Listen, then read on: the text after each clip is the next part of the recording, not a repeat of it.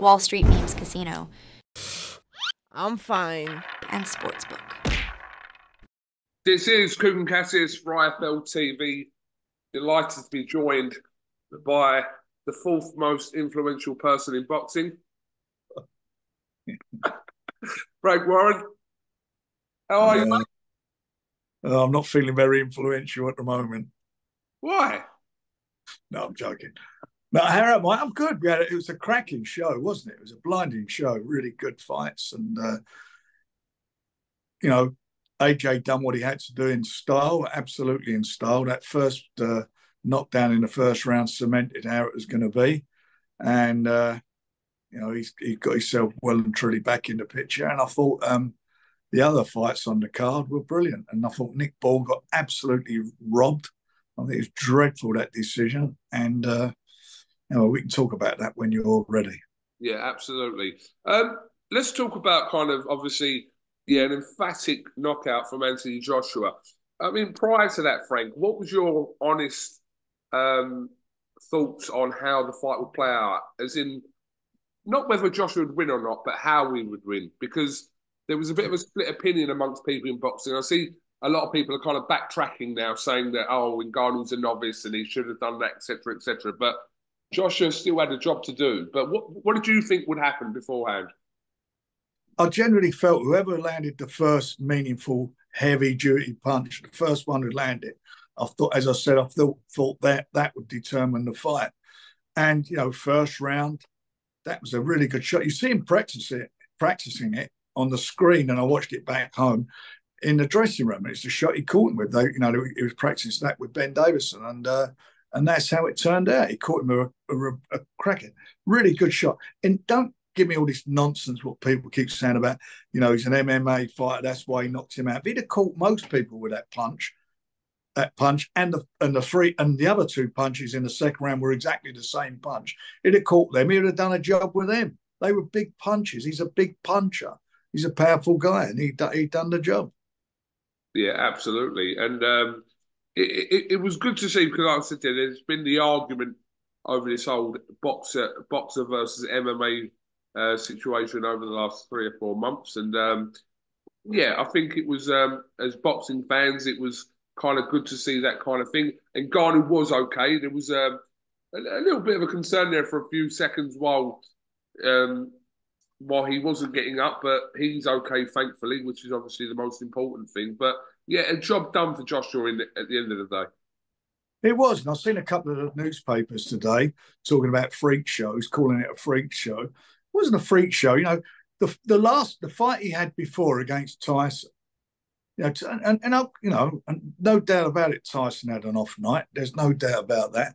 And he clipped Tyson. He caught him on the top of the head with a good shot. But he showed that he could box and he could fight a bit. But you can't just immediately say so this one was a freak show, because he did show he could box a bit. But what he done, he got caught. He got caught with a good shot and done what he had to do. And Tyson on the 18th of May will be fighting the guy that beat him twice. So that's going to be intriguing and interesting. Let's talk about Tyson, Frank. Obviously, he was present during fight week, which was good to see.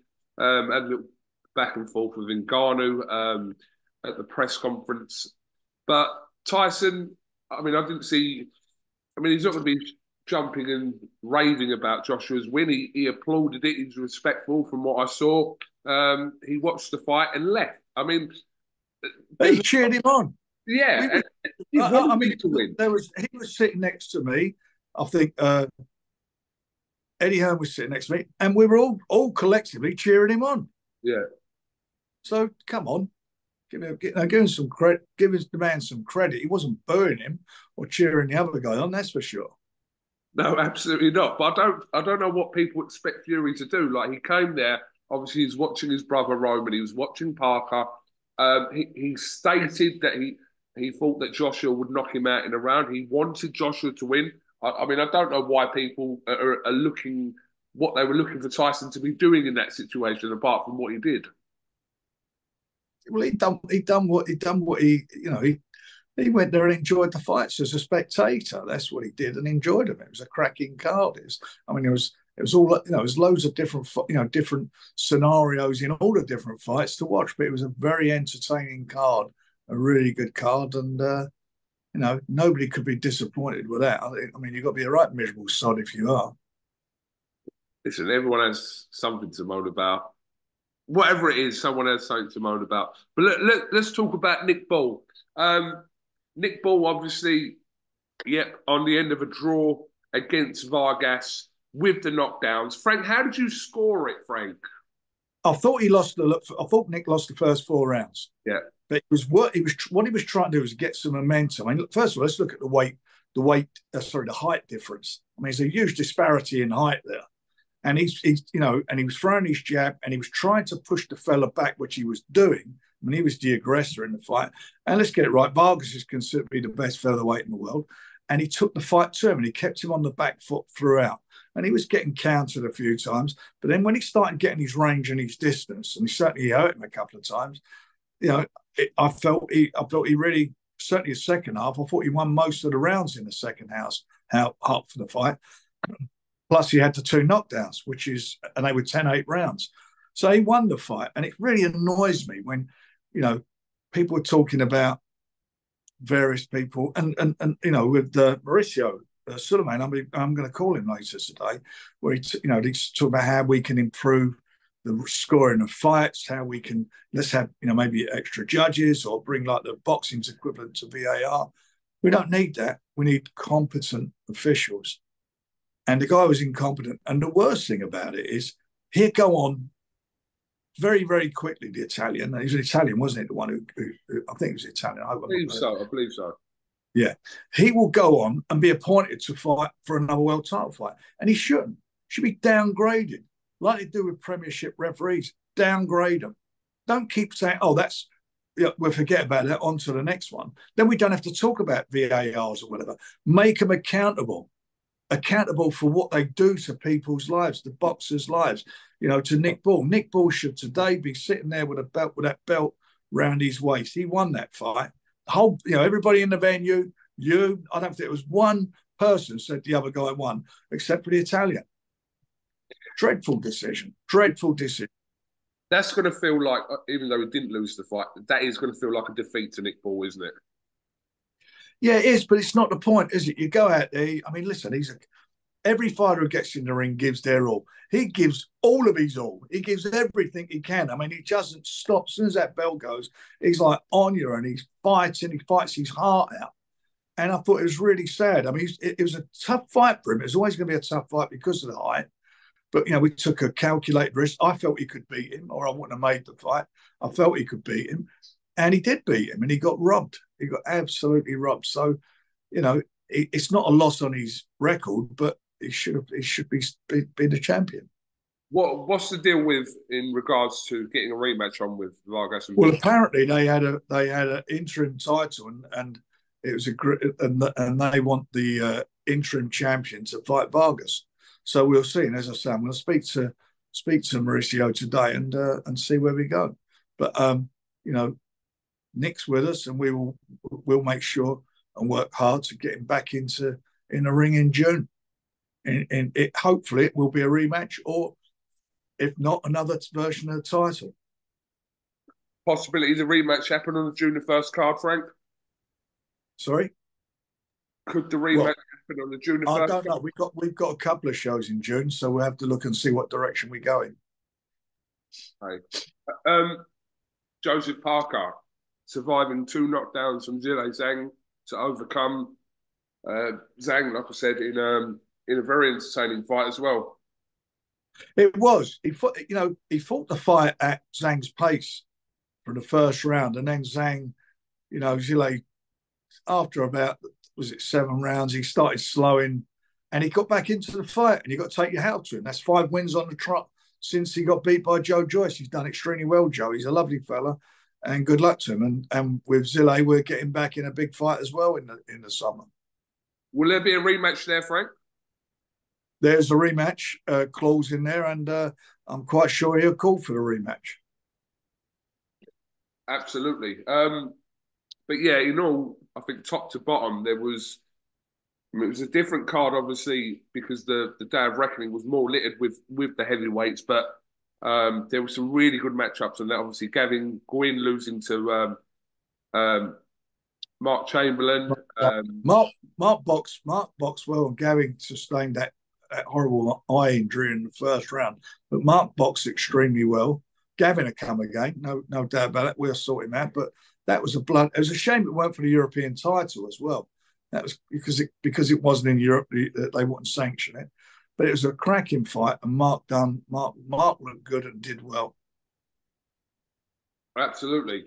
But yeah, it was a great show. Like I said, there was always going to be talking points and exciting fights off the back of that, and I think it really delivered from top to bottom. That whole card delivered, and that's what it's about at the end of the day, Kirk. It's about it's about delivering the good fights, of course, and all the results worked out well at the end of the day for in whatever way you want to look at it. They've all worked out well because there could be some rematches there. Other than Nick, I should say, they worked out well. But whatever, it opens the door for more big fights and other fights. So I'm really pleased with it. And the heavyweight division is just getting stronger and stronger, and it's setting up some good fights to see what happens after Tyson fights Usyk, because then it's going to open up a bit, and we're going to see some really cracking heavyweight fights. Yeah, I mean, we'll come on to Tyson Fury and Alexander Usyk in a second. But Frank, we are still awaiting the formal announcement of June the 1st. What can you tell us? I can tell you won't be waiting too much longer. Could it be later on today? Hope so. I'm not sure yet, so I can't even say this is what it is and hold up, put an embargo on it till it comes out. I'm hoping it will do. Well, listen, either way, obviously, this is something you're going to love it. You're going to love the announcement. You're going to love the announcement. What's in there? Keep an eye out for it today, everybody, because you're going to love it. But to the understanding, we're not going to learn everything about it. Some things are going to be left kind of to a bit of mystery. But that's it. That's true. That is true, because we've only just decided on the weights. So now we've got to work out who the fighters are going to be, which we'll do. And there's another little announcement in there as well, which is going to be brilliant. I've heard about this as well, Frank, by the way. So someone's grasped it. There's only a few people in the room. Yeah. Well, listen, there was only a few people in the room the other day when Tyson and Ngannou were having a little word-to-word with each other. Yeah, well, these days that's the problem, isn't it? There's too many people out there. I don't know. But yeah, I think people are going to be, like you said, very excited about that. And that's 2 weeks after Fury and Usyk. I mean, that 2 week period is going to be absolutely insane.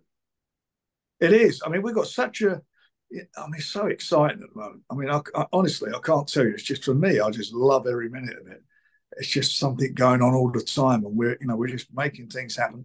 We got a cracking show on this weekend coming up, at Return of the Seven. Some brilliant fights on that card. That's going to be a great night of boxing for people to watch. No doubt about that. Great night of boxing.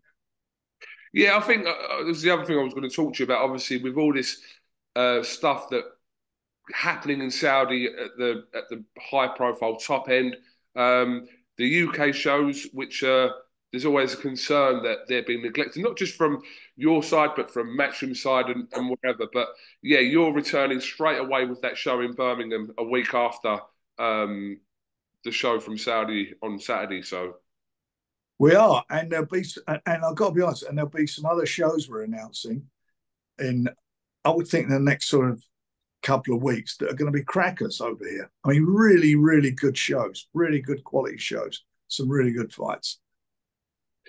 Frank, sorry. And I'll keep saying that, and you're more or less getting these big fights. I mean, it was a bit of a delay on Saturday, but what was it? 12:30 the main event come on. You that was. I mean, that's not the end of the world, is it? It's not 5 o'clock in the morning.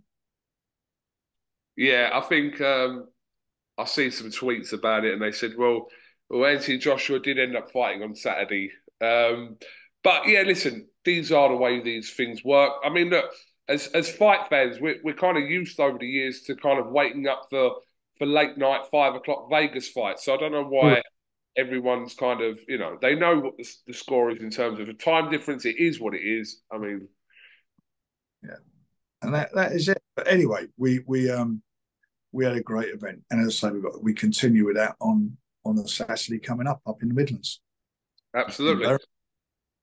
So, Frank, how have you found like the week working with Matchroom, working with Hearn, and it's weird, but not really weird anymore. I think we're kind of getting used to it. It's not just yourself and Eddie. It's like the teams around each other, like your Frank Smiths and your Andy Ailings, or just everyone just kind of in the same place and helping put on the show. Look, I've got to be honest, it's been refreshing. It's been good. It's the second one, isn't it, now? And I think we've all had a bit of a blast with it. It's been good fun. And obviously, there's a lot of competitiveness there between us and the teams, but it's all done in probably in a more friendly fashion than it used to be. That's for sure. But come June the 1st, the gloves will be off. Yeah, I think that's going to be interesting. Like we've heard comments from Hearn saying, we're going to destroy Queensbury, and it's really going to be interesting this setup because we're going to see that rivalry, but for the right reasons, if that makes sense. Yeah, we are, because we're going to see fights, and that's what it's all about. There'll be winners and losers. That's the business we're in, and it's just, and from the promotional companies, it's about putting that behind you and getting on to the next one, and that'll happen. But for me, we are focused on winning that on the first. I mean, we want the bragging rights. We want to be puffing up with our chest and tell everybody we told you so.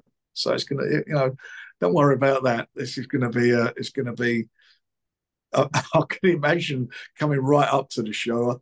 I think we'll maintain a bit of civility, but I'm quite sure there's going to be some fun around it. I think it should be billed Warren versus Hearn rather than Queensbury versus Matchroom, though. No, they should be the old geezer and the other fella. The other fella. Frank, and I spoke to you in my interview with yourself and Eddie the other day, but obviously a lot depends on what happens on May the 18th.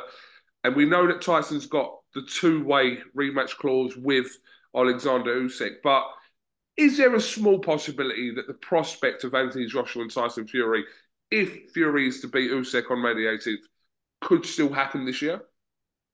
Well, I mean, you've got to look at it. First of all, they're getting paid a ton of money. And the rematch clause is not just there for Tyson, it's there also for Usyk. And if you remember, Tyson made it very clear at one stage he wasn't interested in a rematch. He'd just go for the fight. But the rematch clause is there because it was requested and we just wanted to get the fight on. If Usyk loses, he'll call for the rematch, and if he doesn't, then obviously we've got to look at in another direction. But for the money that's involved, I'd be surprised, being very honest about it, if he didn't call for the rematch. Yeah, I mean this is a time will tell situation. Obviously, we'll have to see what happens. And all we really need to do, I mean, it's like everything. We always want to know more and more about what's after this one, after that next one. Let's get this 18th out of the way first of all, because it's going to be a cracker of a fight. It's the fight of the century. 4 belts on the line. The 2 best heavyweights in the world, contrary to what people are saying at the moment. They are the 2 best heavyweights in the world. And we'll see where we go from there. And as I say, all these other guys, they're all coming through. AJ, Parker, he's resurrected his career. Aman, Daniel, got Hrgovic there. A few other guys. They're all milling round. And they're in good positions. They're all... 2 of them are mandatory challengers for their respective organisations, the WBO and the IBF. So it's really interesting times. There's no doubt about that. Frank, in regards to the card, the undercard that will take place, is it a mirror of the card that was meant to happen in February? Some of the fighters will be on there, but we'll release that in due course. Who's who. Okay, so not specifically the exact card, but there could be some different ones. But the majority, I would believe the majority will be on there. For example, Moses would definitely be on that card. Yeah. It was good to see Tyson and Alexander Usyk's manager, Igor Klimas, Pally again after their heated Zoom call they had a month ago. It was good to see. He was, he was lucky. Paris was there. She was going to give him a frying pan. And I said to her, it'd be the most appropriate gift for you, but you missed Pancake Day. But you know what they call people with those frying pans on Pancake Day? Yeah, but it was good to see them two together. It was. He was behind. He was behind, and it's as I say. There's a lot of things being said. I mean, a lot of people feed these stupid conspiracy theories sometimes, and I think that gets a little bit annoying because you spend time having to, on the phone. No, look, it was a cut. No, it wasn't. He didn't cut himself 2 weeks before. No, it's not a timeline. You get all this garbage that comes out. He's walking around with stitches in his eye. They haven't just appeared from nowhere. He's injured. That's it. Get on with it. It's rescheduled in the contract. It's got a rescheduling date. It has it in there. Somebody gets injured. All title fights have them in there. Somebody gets injured, we push them back to the first available date or when they'll be ready when the injury's healed. So you get all the, but it is what it is. Probably made the fight more and more now. More interest in it, as if there weren't enough anyway. Yeah, I think that whole situation was handled very well from a public perspective because we learnt the news of a cut on the Friday. All this ridiculous speculation came out on the Friday. Then when you guys did that Zoom call with His Excellency Turki Al-Sheikh and Usyk and Fury, etc., when that happened, it kind of then the date was announced, and it's like, right, forget about it now. That's the new date. Move on, which was a good way of doing it, and the public knew what was going on. Exactly. Frank, just a couple of other things, kind of unrelated. What are you thinking about Mike Tyson and Jake Paul, which was announced last week for Netflix? I don't know. I like Jake Paul and I like Nikita. They're great guys, and I like what Jake's done in promoting. As a promoter, he's done extremely well, and he's now got a license and he does what he's got to do. Do I like the idea of Mike Tyson at the age of 58 stepping into the ring? Of course I don't. Not for me, but look, it's not my business. It's their business. Let get on with it. I mean, I can criticise it and shout about it. It's mad. It wouldn't happen in this country, would it? Because the border control would not allow it to happen. It wouldn't happen in Saudi because the border control, along with the Saudi Commission, wouldn't allow it.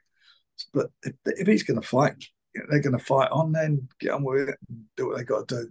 There'll be a market for it and an audience for it. But don't include what happened this weekend with that fight, because he was Ngannou. He's not 50. Excuse me, he's not 58 years of age. No, absolutely not. Why? Was there a suggestion? People comparing? One of the newspapers this morning I was reading was sort of calling it a freak show, but it's not a freak show. It was a fight. Before the fight, nobody was saying it was a freak show before the fight. They're saying that the Tyson against him was going to be a freak show, and they got it all wrong. This one with AJ went out and done a job. He done a job and executed his tactics perfectly, no doubt about that. Frank, during the course of that knockout chaos, there was a couple of fights there being rumoured to be in talks or whatever. One being Conor Benn and Manny Pacquiao, and one being Chris Eubank Jr. and Terence Crawford. I mean, that was in the mix of all that stuff going on in Saudi, obviously. What's your thoughts on those two fights, Frank? I think Chris Eubanks against Terence Crawford. Terence Crawford's he's probably one of the best, or he's certainly in the top 2 or 3, if not the top fighter out there at the moment. You can't blame Chris Eubanks for wanting to fight him because it's a massive payday. But I think that as far as him beating Terence Crawford, I'd be very surprised. And as for the other one, How old Manny? I mean, Manny's like, he's got to be, what, 40 odd years of age now? So yeah, you're more in favour of the Crawford Eubank one as opposed to the Ben. And Conor Benn, you know, I don't know. I've got to be honest. I don't want to talk about Conor Benn. I've sort of aired my views on that enough out there, and in the past, and whatever they're going to do, they're going to do. I've got no influence over it. Whatever they do, they're going to do. It's interesting because but we were unaware that was taking place, that press conference. So that wasn't anything to do with the Riyadh season. What you're talking about, Ben and Pacquiao? Yeah. Yeah. Yeah.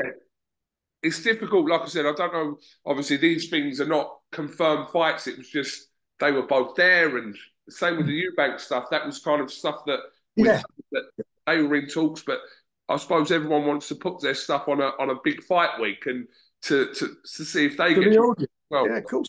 I'll get that. Understand that. Yeah.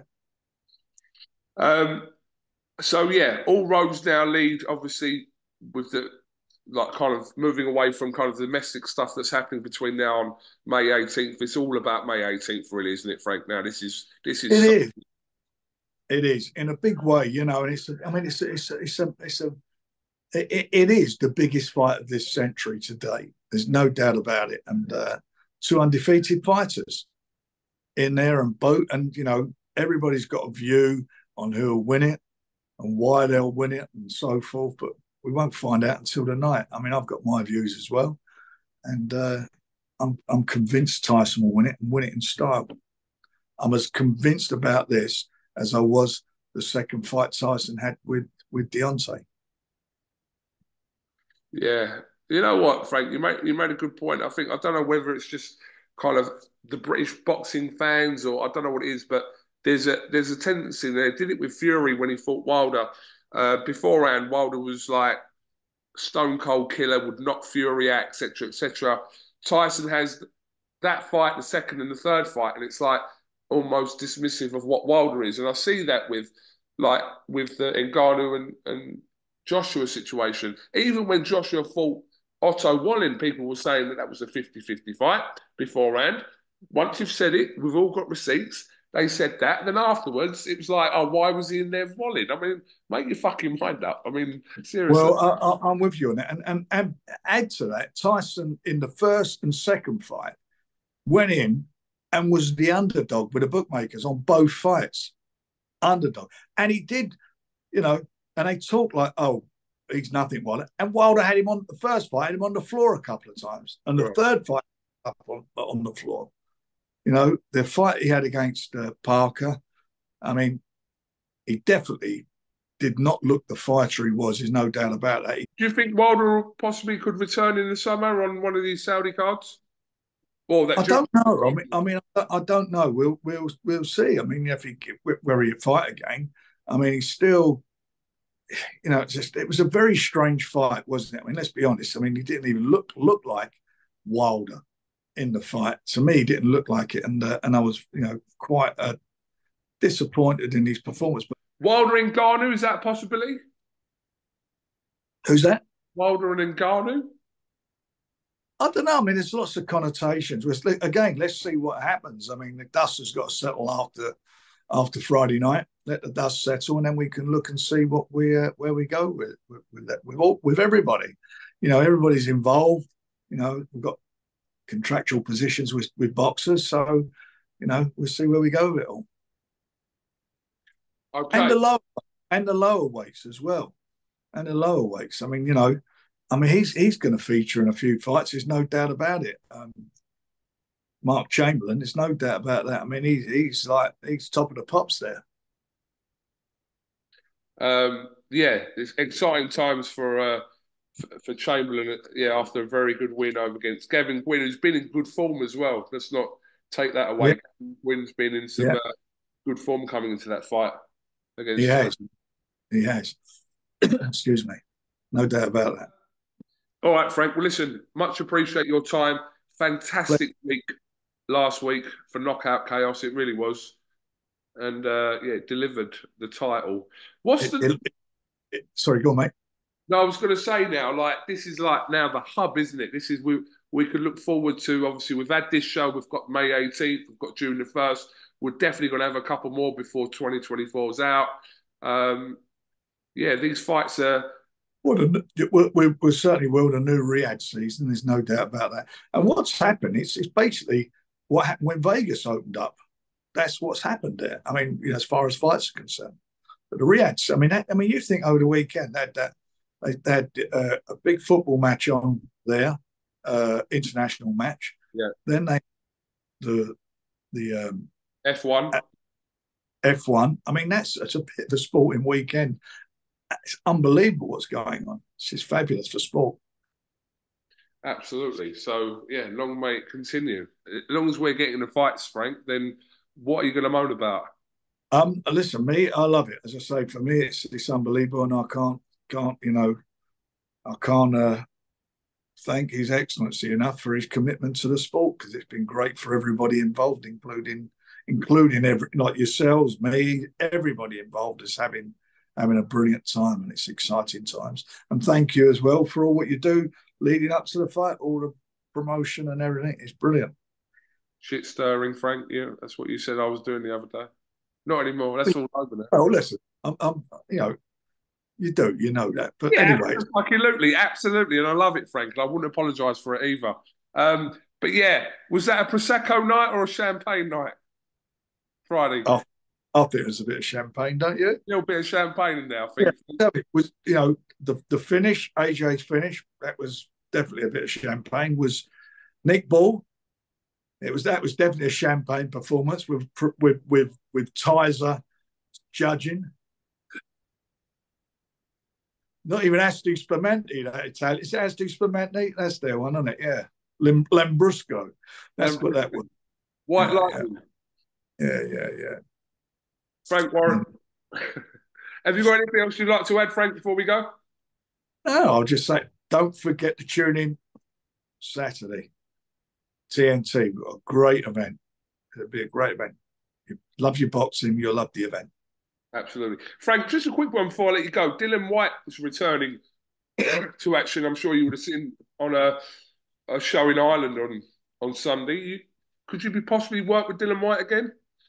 If he's clear, I'm sure we could sort something out if he's clear to box. He's fighting in Ireland. I didn't even know that. I didn't know. Yeah, he's fighting Christian Hammer on Sunday in Ireland.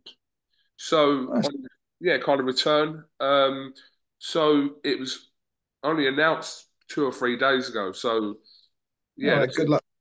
Well, if he's been out the ring for a while, hasn't he? So obviously, since the Tyson fight, he's been out the ring for a while. So, if he is clear, then terrific. Good for him if he's clear.